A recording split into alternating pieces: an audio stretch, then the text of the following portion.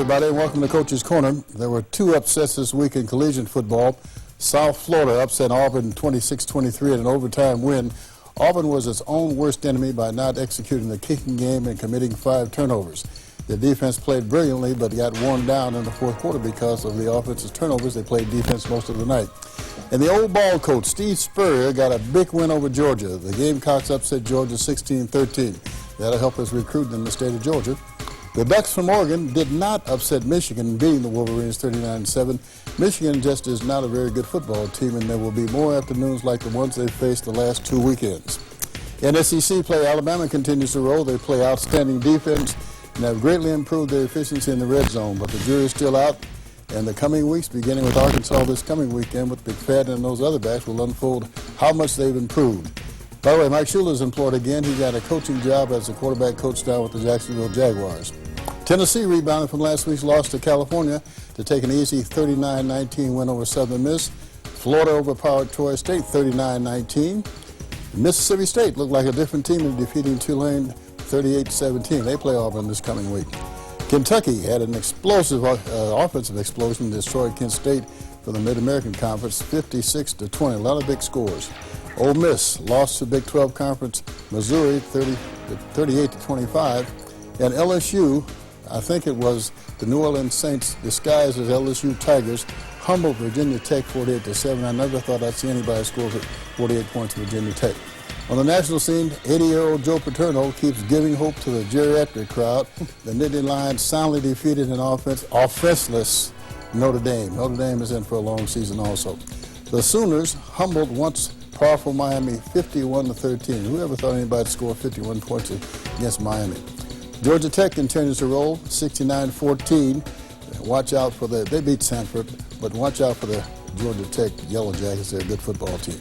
And my Buckeyes beat my Zips. I went to both schools, so it didn't matter who won, but they won 20-2 over the University of Akron. Out at A&M, Ulysses Banks rushed for a record 211 yards in the Alabama A&M Bulldogs home opener against Clark College to lead them to a relatively easy 41-10 romp. Bulldogs on a roll. They're 2-0. Week 2 of the state high school football season was not too kind to local high schools. Madison Academy, Bob Jones, Columbia, Grissom, Hazel Green, Lee, and Butler all suffered defeats. Only the Panthers from Huntsville High School and the Johnson Jaguars remained undefeated. Butler 0-2 traveled to Albertville. Albertville scored 7 points in each quarter to get past the Rebels 28-20. Lee was a victim of their own mistakes Thursday night at Milton Frank when they fell to Etowah 27-15. Hazel Green gave up 31 points last week, and the defense continues to struggle. This week, Sparkman defeated the Trojans 49-19. Grissom took it on the chin over in Florence. They could only muster 202 yards in total offense and lost 31-7 to a good Florence team. And Columbia had the tables turned on them this week. They won last week, but they were dealt a 56-26 loss from Madison County. Everybody talks about offense and defense, but special teams don't get as much attention as they should. In all games, they make a difference, but in close games, they make all the difference. Madison Academy and Good Hope were tied 6-6 with 46 seconds remaining in the fourth quarter of their game. Madison Academy lined up to attempt what would have been the winning game field goal, but it was blocked and returned 77 yards for a TD to give Good Hope a 12-6 victory. Bob Jones, one of the best teams in the area, drove 80 yards in the closing minutes of their game with Buckhorn to take a 21-17 lead. On the ensuing kickoff, Jordan Tippett returned it for 89 yards to give the Bucks a 24-17 victory. Why'd they kick it deep? Who knows? The Patriots take on Huntsville next week at Madison, and that'll be a good one. Well, the president, not Bush, John Tavis, David Isabel and company propelled the Jaguars to a #1 ranking in Class 5A with a 31-0 shutout over West Point. And how about them Panthers from Huntsville High School? After destroying Decatur last week, Friday night at Milton Frank, they faced the veteran group in Austin.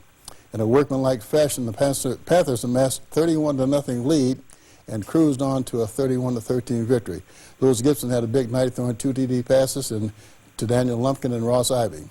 And with us in the studio tonight, we have, I guess, one of the 2 undefeated coaches. Well, I know one of the 2 undefeated coaches in the city, Coach Wieseman. How you doing, Coach? Good. Thank you, Coach, for having us here. Yeah, you guys are playing pretty well. I know there's some things. Let me ask this about the things you think you have to do. You never are satisfied, I know, with what you've done, but you played pretty well, but I know you have some things that you want to work on. We do, and it's all part of growing up during the season, as you know, but I'm awfully proud of what our kids have accomplished, and it started last December, and have worked through our conditioning. It's been great. They had a great summer. We've been to camps, and I think you see a lot of little things paying off. And of course, now we're just trying to polish up and make the execution a little bit better. Well, you for the last 3 years you've been building. You've had one group of guys, pretty much the same guys for the last 3 years, and you suffered a little bit early. You got a little bit better next year, and it looks like this year the older guys are starting to show the leadership and the things that they learned the last couple of years. Well, I think you've seen this senior class since they were like 8 or 9 years old, and Long time. And you know what great kids they are. And finally we got classes of 26 to 28 in our senior, our junior, and our sophomore. So we got roughly 80 kids on the squad, and each one of the classes are evenly divided. Last year we only had 7 seniors, and I tell you, playing a little depth has actually helped. Early in this season, we can see kids stepping up when they're called upon. Well, one thing I know in the first game you didn't have Grant Streams, who was an all-city back last year, but he played some last Friday night and got back in the form almost at least. It was. It's good to have him back. He's got a little rust to knock off, but I know he was awfully excited because the last time he played was the first half of the Hueytown game. And so it's been quite some months before he's been able to get on the football field. Well, we're going to take a look at the game. I guess it's good to know that you've got kids that when you start a ball game, you're always concerned, but you know that you've got kids that have been there, so to speak, and you know pretty much what to expect of them, and that's always a good feeling, isn't it? It is. It is. It's easier to open up fall camp when you got kids coming back. Well, let's take a look at the first quarter, and Huntsville is playing Austin. Austin is a good football team. They're about the same kind of team you are in terms of having young kids a couple of years ago and having them stay around 3 years, but it didn't make much difference Friday night. Well, I'm excited to say we played really, really well the other night, and hopefully continue the enthusiasm there. Coach, we had a little Panther night the other night at Milton Frank, and we have all of our supporting Mayfair and Hampton Cove leagues and cheerleaders and players out there, and great atmosphere. And I'm glad our players responded. You see Rainer Bowles, Blake Herring on a tackle right there. Our defense played just unbelievable all night. You're talking about intense, getting after the football, causing turnovers, creating turnovers. You can see in that clip right there, we got, 5 guys on the pile, and running backs having to run backwards, and we got people swarming to the football. Well, almost every player on defense that I've watched the film is that you've got 5 or 6 guys around the ball. They must have thought, who are those guys? Every time they turn around, there's 4 or 5 guys. There's nothing better than seeing those red jerseys flying the football like they were the other night. It's action in the first quarter, and there's Grant Streams. I think it's his first carry in about, a year? Yeah, you can tell he's a little excited to finally get one underneath his belt there. So, but it's nice to have him back there. Coach, did you move a tackle to quarterback or something? He actually started defensive end for us last year and did a great job for us. Lewis Gibson has come back. You can see our defense swarming again, knocking balls around.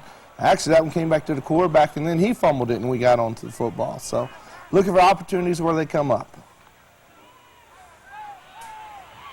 Lewis has done a great job. Lewis is actually our backup quarterback last year, and we had used his athleticism on defense.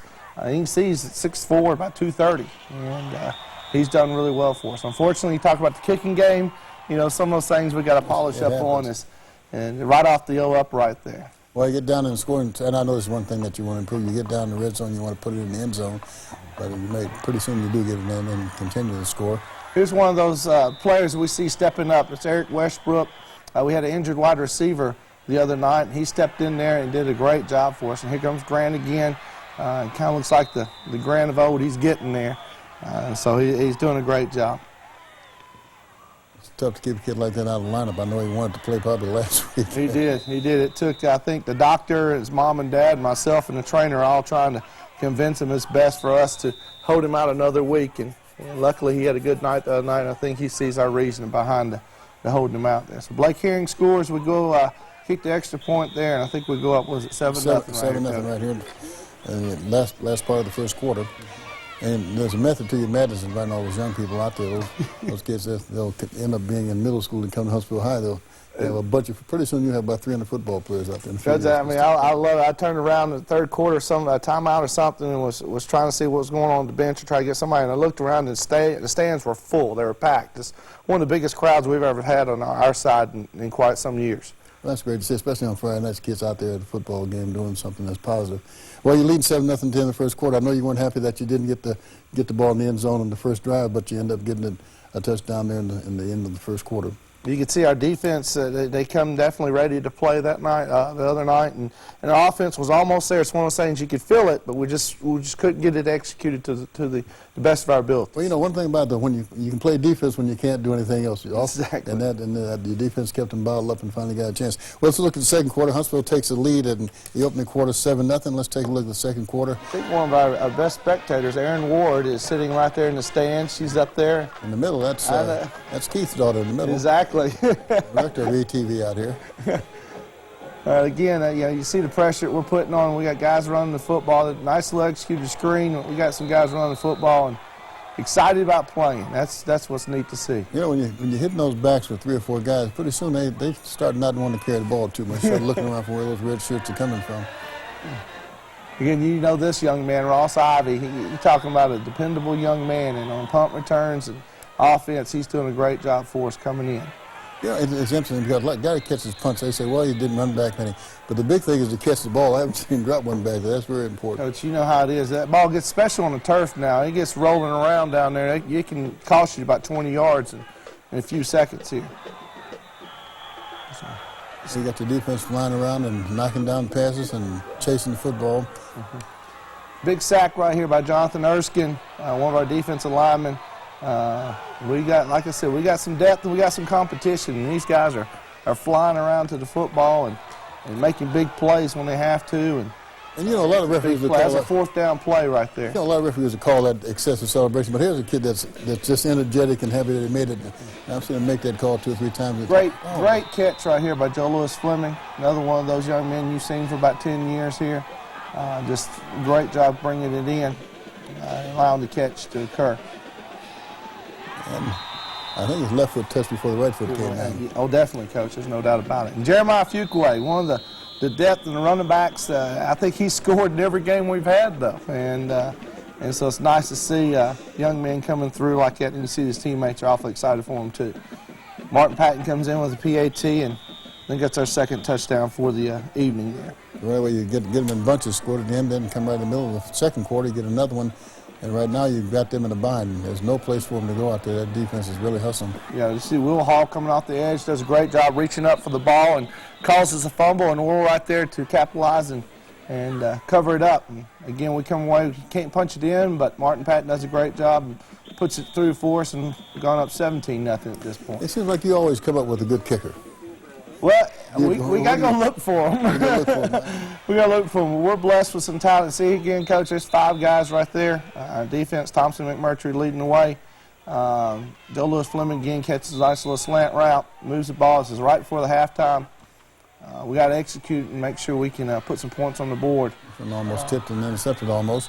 I think they come back with the same play here and get a touchdown. We had a little mismatch over there, and we recognized it. And Daniel Lumpkin is about 6'4", and their guy was about 5'10". So they go up and rebounded, huh? Exactly. And we've done that over the last few years. And Coach, you've been calling our games. We find a wideout we can throw the fade to, and we get it to them. You take a commanding lead right now, and you know one of the dangers in this is that you have a tendency to let down once you've scored a bunch of them, but your players don't really let down that much as they come out and continue to play hard. Well, I wish we had a formula, Coach. All coaches had a formula to go into halftime and tell guys that you've done a great job the first half. Now they're going to respond, and we've got to go out the same intensity or match intensity. But it seems like it doesn't always work like that. Of course, you're going to get some young kids in, but it's just a natural tendency. I don't care how much you tell guys that your game is played in 2 halves. When you score that many points, there's this natural tendency to let down. And I'll tell you, the more mature your team is on, you've got a mature team. It is. Luckily, we gave up a little bit in the 3rd quarter, but they understood, it's time to pick it back up, and they took the workman's attitude to it and came on through them. Well, what did you tell them at halftime? Well, I mean, we've got a motto this year to finish, and I think the senior class is well understanding. We've been 6-2 after the 8th game for the past 2 years, and we lose the last 3.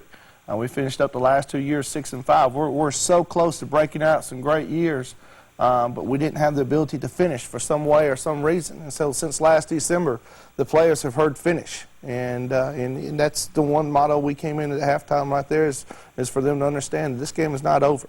Coach, you're leading 24-0 at halftime as we get ready to begin the 3rd quarter. I know that a lot of those guys that are the backups, we want you to score some more so they can get in the game, and you do that because you want to get some kids' experience playing. Well, we know that next year we're going to replace 28 seniors, and there's no time like game time. And so anytime you get an opportunity to get those young men in, we're going to try to get them in. Well, let's take a look at the third quarter. Huntsville ahead 24-0 over Austin out at Milton Frank last Friday night. And there are a bunch of little cheerleaders from the various youth league teams. And pretty soon they'll be in middle school and high school. I know. Before you know it. Austin gets the ball here again.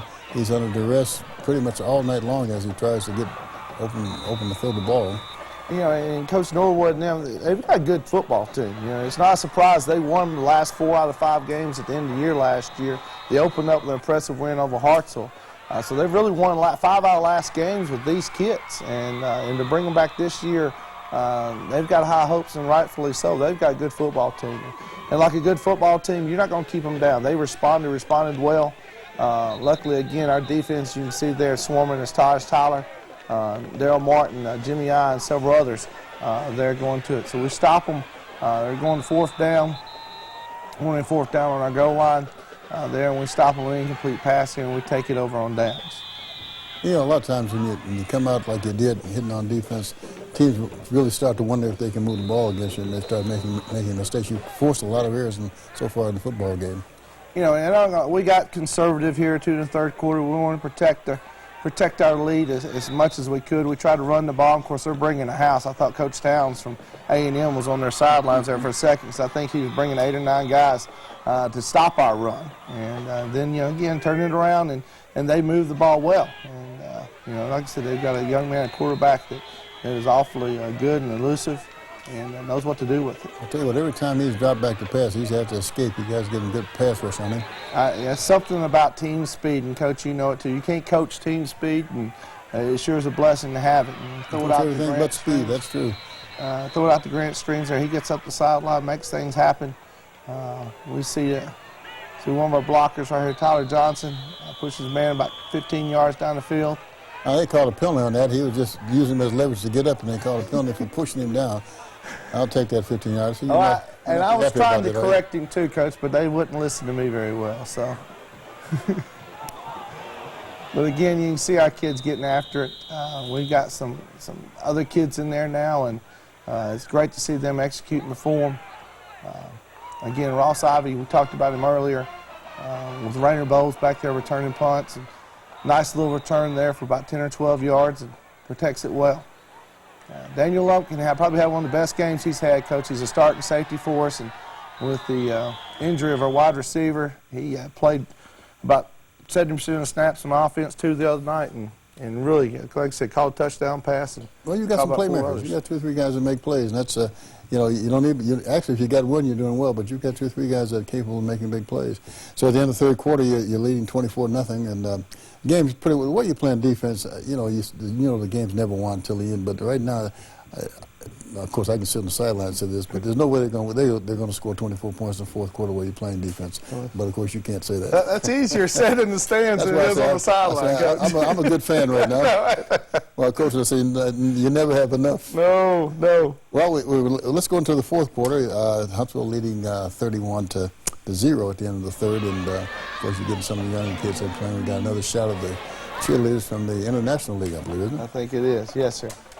So, again, we got Grant Streams on the run, and that's one of those little rust plays right there. We pick up his feet and make things happen. Ross Ivy catches a touchdown, and does a great job. Ross, we get about every bit of 160 pounds out of him we can. Well, you know, the thing is, you got a bunch of kids playing both ways, and they're very effective. You're in good shape, and it looks like they're playing highly efficiently. That's one of our little coach's daughters right there. She's got that Georgia Tech outfit. I don't know if she realizes she's in Alabama, but we'll try to convert that. We can't get the Sharps to convert to Alabama football, though. So, is that Scott's daughter? Yeah, Scott Sharp's daughter there. So, again, they do a good job. They're converting, moving the ball down the field, and we got guys playing hard. And it's one of those nice little matchups there, and we're getting some playing experience for young men who deserve it, too, because they've been out there since August just like everybody else. Well, I guess you get a little bit upset that they score, but you can't stop everything. Everybody's trying to score points, and they've got a few athletes on that team. I think our coaching staff has a great attitude, and they know that all right, they may give up a touchdown or so, but having those 1 or 2 plays, 3 plays, those young men are on the field are far more important than maybe giving up 1 touchdown their sophomore or junior year. all defensive coaches, they want to see that goose egg on the scoreboard. Exactly. Grant Johnson, great coverage right there. Joe Louis Fleming, great punt, good coverage, and we got some guys breaking on the football. Like I said, we got some guys with some playing time, because you never know. Injuries may occur or something may happen that one of these young men may have to step up, just like we've had several so far this year. Well, at the end of the game, it's always nice to walk across the field and shake hands. And I never thought too much about that. I always did it, but, you know, especially when I lose one. But the players, it's always good to see them walk across and congratulate each other. It was a great night, Coach. The first region game, you know how to get that first one underneath your belt. We had a great crowd out there, the Little Panthers from Hampton Cove and from Mayfair. And then to win like we did, a very convincing win, was nice to sit there and say we're ready to go, I think, for this season.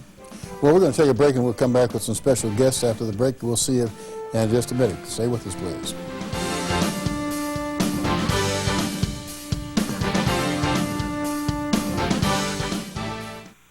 The power of teamwork starts with the contribution of one. But it takes a team to compete and win. That's the idea behind the Schools Foundation and Huntsville Utilities Sign Up to Roundup program. Log on to theschoolsfoundation.org and sign up to round up your utility bill to the next dollar. Just a few cents each month goes directly into our public school system. And watch your pocket change help our public schools not just compete, but win. Join the team. Sign up to Roundup, because your pocket change has never been so powerful. Coach Wieseman, we're back with Coach's Corner, and we've got two guys here. One that I've known for a long time, the other I met tonight, but Hoss Johnson, the father of Tyler Johnson, I remember Hoss in high school at Butler, so it tells you how old I am, has grown into a pretty good-sized guy. I know that then we got Hardy Reynolds that plays safety, both seniors on the football team. Let me ask something now. First of all, 2 years ago you were kind of chubby.